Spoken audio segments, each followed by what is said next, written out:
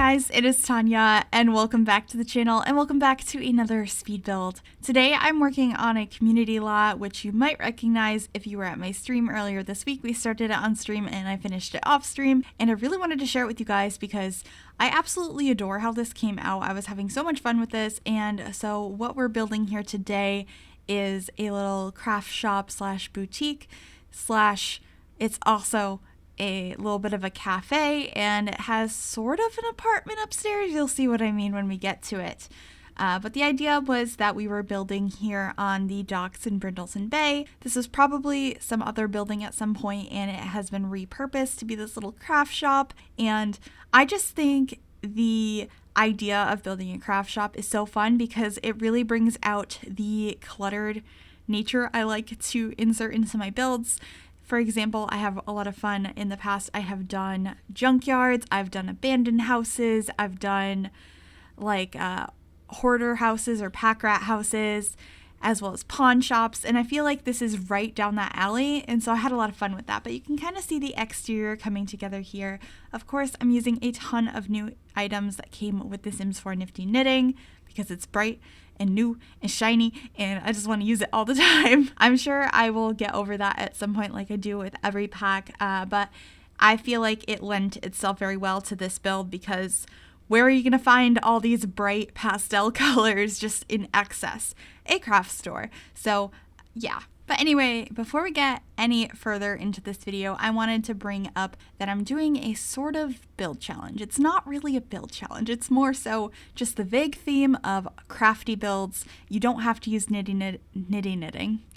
knitting, but if you have it, feel free to use it. I'm going to be touring a bunch of your builds on this upcoming Sunday over on Twitch. I have all the details up on screen right now. If you're interested, I'd love to have you come pop over, join us, submit a build using the hashtag CRAFTY, and I'm just really excited to hang out and look at your guys' builds because you guys blow me away every single time. So I thought a more chill way to approach it this time was to just not really have rules like it has to be tiny or it has to do this or whatever. It's just crafty. It doesn't have to be residential. It doesn't have to be retail. You could do whatever you want.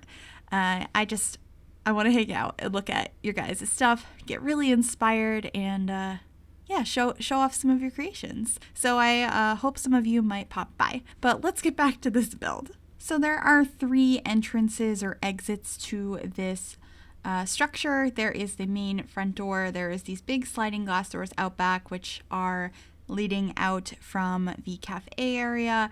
So there's some tables outside, and then there is a door off to the side of the building as well, which is close to where the register is.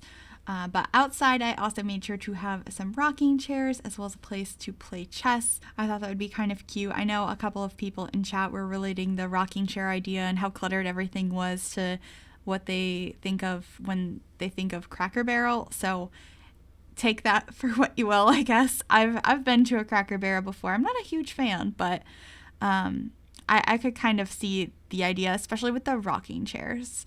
I'm so happy we have rocking chairs in the game, although I did not vote for this style at all. And I don't like the version that has the arms on it because I think they look too chunky and just they look weird. But I do like the version without the arms. I voted for the more simple rocking chair. I don't remember exactly what it looked like. It wasn't really modern. I don't think any of them were really modern, but it was the most modern of the rocking chair options because I thought it would be more versatile in lots of different builds.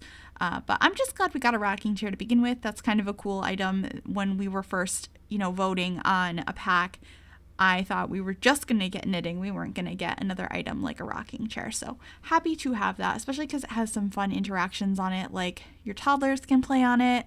I think elders can reminisce on the rocking chairs as well. So quite enjoy that. But I'm just talking over me placing things down. We have a little register area using that pegboard that is from the new stuff pack. Lots of artwork, this chair from that pack as well. And there ends up being sort of distinct areas of this shop where this is where these items are sold. This is where these items are sold. But the one thing is, even though I have a plant section, there's still hanging plants everywhere. So, sorry. Maybe not, really not sorry. But this table in the middle here is going to be where we have yarn, crystals, and candles for sale. I have a lot of fun placing all of these items down. I even put a candle mold, which I didn't even realize we had. I think it's in the debug menu maybe. There's also just a random container of gardening supplies. I thought maybe you could pretend there was multiples of everything in each section, so maybe you're buying individual pieces of gardening supplies, or maybe since this is just a kind of family owned or single person owned like one-off shop, they just left that there because they were watering the plant and they didn't put it away yet. But I kind of liked how it looked, so I kept it there. But over here, which we just moved away from, but in front of this front window by this bookcase that we're looking at now, I'm going to change that area quite a bit because I decided that it would be really cool right here to have a little space that's not really separate, but kind of has its own little corner that is for like a knitting club or a crafting club that they can meet here. So it's in the open store, but it's kind of got its own little corner. I liked that. I could have made upstairs like for a crafting club or something like that, but I liked how cute this was, and I feel like it would encourage community, like anyone can come join and see what's going on, and I don't know, I just liked it. I thought it was kind of a fun idea, and I'm sure it would be a lot of fun to play with clubs with this pack, making your knitting clubs, whether that's strictly for your elders that are in a knitting club or younger kids. In elementary school, I was in knitting club and I thought it was the funnest thing ever. So I would love to play that story out in The Sims. I think that's a really fun idea. So if you guys are interested in downloading this build, it is on the Sims 4 gallery right now. It's a retail lot and you can find it under my origin ID, which is Gryphi. You can also find it under the hashtag MsGryphi, and I have all of that information in the description down below, as well as a link to the gallery website if you want to grab it that way. Also, if you would like to see like the first half of this build in real time and see the thought process and how it came together, I will have a link down below as well to the stream re-upload over on my second channel. Can we talk about the paper lanterns that are over this table for the crafting club? Because oh my gosh, they are so pretty and I love the colors and they fit so nicely with Nifty Knitting. I think they're from Seasons. I was going through a lot of the different craftable items from Seasons and Parenthood and trying to place those throughout, especially Seasons though. We got a bunch of crafts like kids could make or just in general to hang up around your house, and they worked really, really well for this space. But I'm coming over to this area now, which is kind of the craftable toys section, like pre-crafted that you can purchase, or throughout the place you could also probably buy some yarn and things so you can make some of those toys. I'm trying to remember if I added more than that. I think I add a couple more toys up there. I know the llama planter isn't really a toy, but it felt like it fit over there. But I also added these like stumps that are from toddler stuff that I've never found like a proper use for. They end up always being in like my junkyard builds or like a craft store like this. I've done like a novelty shop.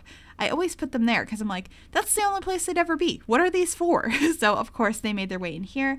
And then when you first walk in over on this table, I have the fake plant section of the craft store. I am very familiar with this section of the craft store, so I was excited to do that. Also, the table that all the plants are on, that is from Movie Hangout stuff. I had a lot of questions about that. It has like this one really neutral swatch and then a couple that are a little bit more muted. In general, they're more colorful than this one, but most of the swatches on it are pretty wild. That's a really difficult stuff pack to decorate with because most of the colors are just so vibrant.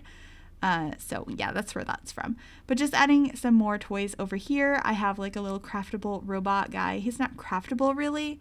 He's a school project, and so is that castle. But I thought it fit the theme pretty well, and adding some more toys. And then I'm going to be adding a little section with the kids' crafting table, so your kids can work on stuff while you're shopping around, which I thought was a good idea. Just adding some more crystals to this table. I have some of the larger spiky crystals. I know there's an actual term for that, but I'm going to call them spiky crystals because I think that's a little bit more fun. And I put some of the smaller ones below that. I also have this little freezer bunny over here. This is the little kids crafting space. I found that freezer bunny and got super excited about it. So I think that corner is absolutely adorable. And oh, I made sure to also add stuff inside for a cat. like a very spoiled cat that lives here as a whole, in the apartment upstairs, in the actual craft shop. They just walk around. And also, I imagined whoever owned this space probably feeds the outdoor strays as well. So I do end up adding some kitty cat bowls out here. It looks like I already did. I think I add a third one later on though.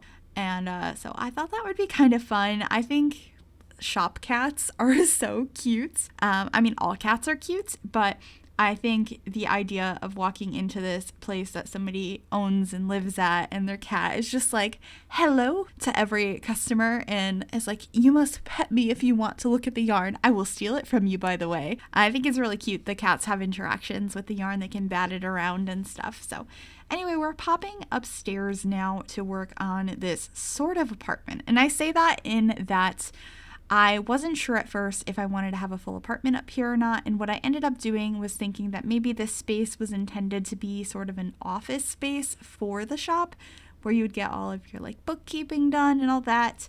And so it's kind of a place where you can craft some of the items that are sold downstairs, as well as keep track of like finances and files and all of that. But I also put a Murphy bed up here and some personal items, as well as a mini fridge and a microwave. So it's not a full home, but it has what you need to survive upstairs, which I thought was a little bit more realistic and cute for this kind of space, because I could have tried to make this a fully functioning apartment up here, but I would have had to make it bigger. And I thought maybe it was just intended to be an office. And so I got to use the Murphy bed, which actually has some really nice swatches that match pretty well. I know right now I just have the white swatch, but I'm going to be switching it to like a pinky color a little bit later.